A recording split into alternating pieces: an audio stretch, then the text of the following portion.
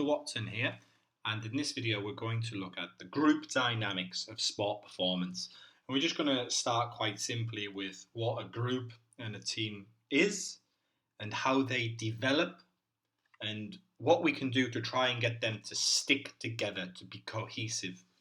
Okay, so groups and teams. Now, the behavior of a group is of interest in sport now because there's many situations where people operate in groups, and being a team is the most common form of a group in sport. So we'll just start with the definition. So a group is a collection of people who both share similar goals and they interact with one another. And that's straight from the book. Okay, so like I said, a team is the most common form of this. A football team that share the goal of trying to win a game, trying to win the league, and they interact with one another throughout the season. Okay, because they have that one task that they must do together. Okay, so famous team is the All Blacks, not only known for their unbelievable success and their high win percentage, okay, but also their togetherness, their interactions with one another. They're well known for having strong bonds and playing for each other. Okay, so this group in particular have a shared goal and target as being the best team in the world. They have norms that they follow from the coach, and they have values. They often say that it's a way of life for them, rugby. So they have this value, a deep meaning of compassion, of fair play, and being the best that you can be. Okay? They also get on with each other, like I've just said. They have a togetherness, and they have that all black shirt with the silver fern. They have that collective identity. When people see the shirt, they know it's the All Blacks. Okay? So that's just some things that a group have, and usually you say a group is two or more. Okay. Now we're going to look at how a team is formed and the particular stages that a team would go through as they develop. Okay. So we have this forming, storming, norming, performing model. Bit of a tongue twister. It's good that it rhymes. However, you can model them up, so it's important to remember the order. And this model is a good explanation of team development and behavior. Okay, so stage one is the forming stage. So the team meets, they learn about the opportunities and challenges, and maybe you'll introduce the goal. Okay, the players they'll behave independently. They don't really know anyone yet. They might be polite and might be positive. Some might be anxious, depending on their personality, and others might simply just be excited about the challenge ahead. So this you would describe as like a working group. Okay, the leader though will play a dominant role because the team members don't quite understand their own role yet. They don't know their position. They don't know who's captain. So the leader has to be dominant at this stage and really strong organisation. But it's a good stage for people getting to know each other, and the coach to get an understanding of the individuals in front of him. However, we then take a dip, okay, into the storming stage. Okay, so this is known as the lowest stage in terms of team effectiveness. However, still an important way. Group decisions become difficult because people are jostling for positions in the team. I want to be the left midfielder. Don't want to have to play left back. I want to be the captain. I want to be the joker of the team. They're jostling and trying to establish themselves. They're more showing them personality traits now. Okay. So you might, as the leader or coach, you might receive challenges from members about the boundaries you've set. Okay. However, it's an important stage because you've given a clearer focus. No, this is the way. Okay, this is the focus of the team, and this is how we're going to go about it. So although there may be power struggles, if you get through that, you actually make the team more stronger and more versatile in terms of how to work as a team. And the leader, you're trying to get away from being as dominant and having to be as strong with your directions. You're trying to go into more of an advisor and help the team more self-regulate. So while it's a dip in team effectiveness, it is an important stage to go through, but you may have conflict. Okay. We then go into the norming stage. Okay, so this is where you might have a potential team. So gradually, the team will move into this stage, and people start to resolve their differences. They start to appreciate their teammates' strengths and respect the coach as a leader. They respect his authority. They start to respect whoever is the captain. Okay, so now that your team members know each other better, they actually start to socialize more. They have this social cohesion and they start to help each other. So before feedback from the coach, they might give each other feedback. Okay, but there's a stronger commitment developing to this. So the coach might think, oh, this team's actually starting to show potential.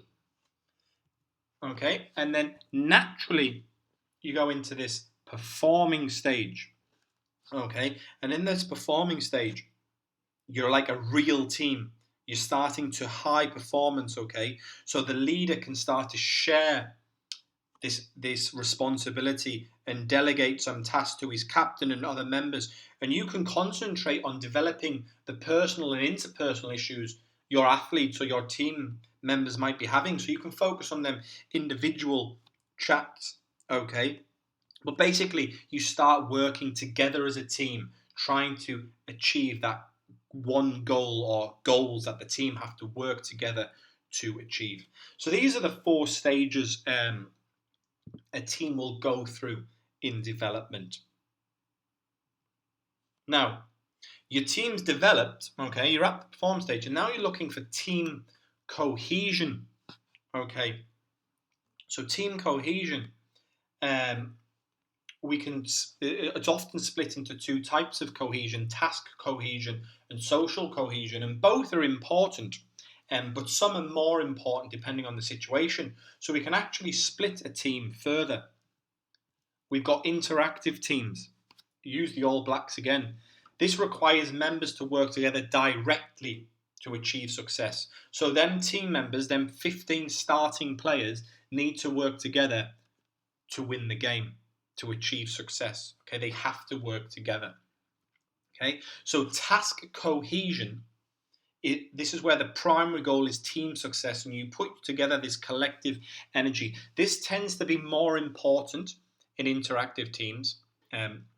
Social cohesion also about the sticking together, which we'll come on to, but it tends to task cohesion is very important in the interactive teams because a lot of teams are judged on their winning percentage, their success. We've then got coactive teams. So this might be, for example, Team GB. So the athletes achieve success in their respective events, such as the 100 meters or the tennis team, to achieve overall success, the number of medals you can get. Now, so that it's just not individual, you have to still form together as Team GB. So social cohesion becomes important so that the players form interpersonal relationships, they enjoy social interaction. Now, also, task cohesion is still important here because you want to win your event, you want to try and reach the podium. So, task cohesion and social cohesion are important in both types of teams, but some play a more important role. But we're going to look further into team cohesion. Now, team cohesion in some research has been shown to have two dimensions. It can either be social motivation or task motivation. So, for example, an individual might want to be part of a team because he wants to make friends. He likes the social side of it. On the other hand, a player might just want to play the game and try to win medals, try to win games. He might not be involved in the social interaction. Okay, so we're looking at what attracts an individual to a team. Is it social? Is it task? And what can keep the team together? Okay, what can create a resistance to the group breaking up? How can we make them cohesive? This is why glue is cohesive. It sticks together. So how can we make our teams like this? Okay, and in particular, we're looking to improve task cohesion and social cohesion so that you like each other, you play for each other, but you're also successful at the task. Now, this Karen actually split this into 4 factors that can affect it. So we have, I'm not going to read all of these out, but we have situational factors. Okay, and in this study that he did, they found that the level of competition, team size, and proximity were situational factors. And the relationship they found was that cohesion is easily attained in lower levels of competition. So you actually got to work harder as the level of competition goes up. They found team size, as a team size increases, cohesion decreases. So important not to try and have too big of a squad, as you can risk the decrease of cohesion. And the teams that were closer together, close proximity, increased cohesion. We then have personal factors. So these are things like gender, adherence, satisfaction, anxiety, depression, and motivation. Now, a lot of sport is men's football, women's football, so there were actually no gender differences existed. As cohesion increased, so did adherence, so did satisfaction, and actually levels of anxiety and depression decreased. As teams feel more together and feel supported, and they like the members, they're attracted to the group, they actually feel less anxious, less depressed, and motivation increases. So very important. I think we can see here why it's important to develop team cohesion. We have team factors. So these were like things like group roles, group norms, like we travel together, you meet at this time, there's a curfew and that, and starting status. So if your role is clear in the team, you are the captain, you're the left midfielder, and this is what you've got to do. If you accept that role, and all of the team members are, you have a stronger team cohesion. Group norms. So if your team, as your cohesion increases, all of your players will follow the rules and the norms that you've set within the club. And it was found in the study that those that are starting, playing more often, they tend to have a higher perception of team cohesion because they're playing in the team more often. Okay? And then finally, we have leadership factors. So this links to the coach. So the coach's behavior and the coach's decision style. So high training or good training and instruction, I guess they found in the study, with social support, we mentioned in that team stage, helping the personal issues and giving positive feedback will increase the cohesion in your team. So important that the coach behaves in that way.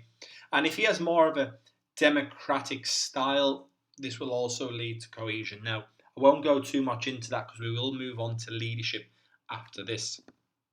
Okay, so that's the 4 factors: situational, personal, team, and leadership. And this is a point in the video where you can pause and make some notes there. But this is from a study that they found. Okay, so how to promote team cohesion? Now, I've put some in bold there. So as a coach, you want to have a strong team goal. This is our goal so that everyone understands it and works together on it. You want to have good communication as a coach, individual communication, team communication. You want to create togetherness, like traveling together. That can be one of your norms. It'll increase the conformity and create a togetherness. Often teams love the bus journeys. Don't go in the car. We're all on the bus together. We're going to play a few songs, have a bit of a joke together, create a good atmosphere. Okay? As a player, you should seek clarity on your role if you don't understand it, because when you have your role clarified, and that's the job of the coach, and you accept that role, it's going to promote team cohesion. As a player, try not to get into these cliques within the team. Try not to only hang out with the same people. Try to operate in loads of different groups. Be like a social butterfly, if you like. Go around the group, have that togetherness. Okay? And on the club, I've got that collective identity. The club should give funds. Go buy your strips. What's our emblem? What's our motto? Have team names on the back. Create that identity. And provide funds for the coach to take them 10-pin bowling, paintballing.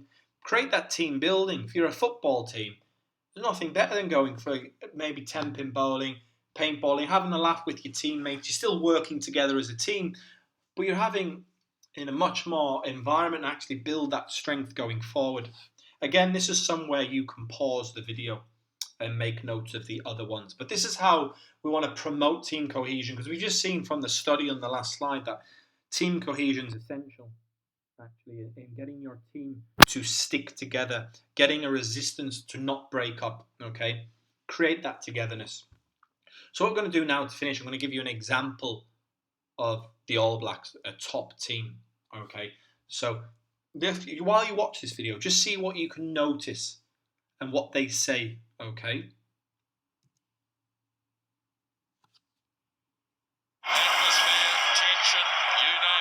cheer. New Zealand's All Blacks is the team with the highest winning record in the world. For us, it's about more than the game. It's about more than the result. It's a way of life. The All Blacks, it's like a brotherhood. Becomes like your family. But this is a new All Blacks era. Every little kid growing up, their dreams to play for the All Blacks. I feel a responsibility so that people at home are proud. You've got to throw the ball away like that. Give us 20 push-ups. We've got to start working harder. We've brought you here because we believe in you. We're a young team. We're asking people to be warriors. For the first time, this notoriously secretive team is pulling back the black curtain. Rugby is 80 unrelenting minutes, no helmets, no pads. This is the most physically demanding, mentally grueling, adrenaline-pumping sport on the planet. There is a high expectation. Being as good as we are, people would like to see us fall off the top.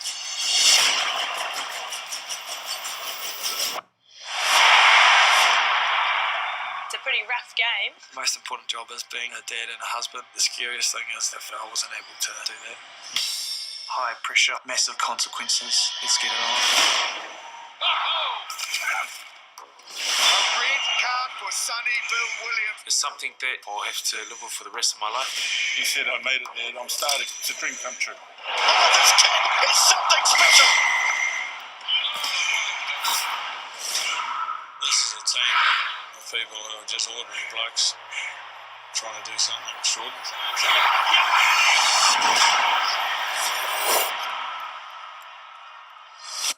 So, nice video of the All Blacks there, and I'm just going to go through some of the things I noticed.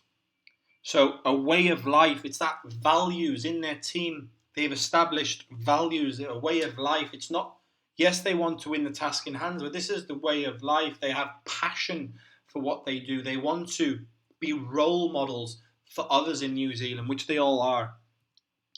Brotherhood, togetherness, that's social cohesion. So even though they need to have task cohesion, they actually feel like brothers. They have that social cohesion. They're willing to work for each other. They interact with each other. And that was clear through the team building. They were swimming. They were playing basketball. Okay. It was quite clear that why they're a brotherhood. They do a lot of things together. They know each other well.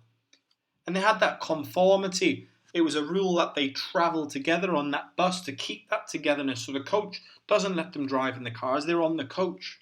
Okay. High pressure, massive consequences. Let's get it on. They have that individual responsibility, but still operate as a team. So each player feels individually responsible for what they have to do. Okay. So the coach plays a massive importance in that, in giving individual feedback, giving individual roles, making it clear so that everyone works 100%. Be the best in the world. They have that one shared goal. They have more to lose than anyone, it was said in the video, okay? So they have that goal to stay on top, that highest win percentage, okay? That's their shared goal. You've got to start working harder, was mentioned in the video. That's the punishment. Sometimes coaches will punish those that don't work hard because they want team players. So he actually introduced a young player into the team. And that's in the full episode. This was a clip because he was a team player. He wanted to give him the opportunity. He worked hard in training. Okay? Ordinary blokes trying to do something extraordinary. He picks team players. And he picks, and the All Blacks have this saying. They have two. I won't repeat one on the video. But they have great people make great All Blacks. Okay, so they're looking to pick good people before special players because they believe that they will do something special because they're all good people. Okay, so that's an example of a dominant team. And as you can see, that these things that promote cohesion were evident in that video. Okay, so that's a video on how groups are formed, how groups try to stay together, stages that they go through in their development. Okay, the next video we'll be looking at how the group looks to achieve high performance. Okay, thank you.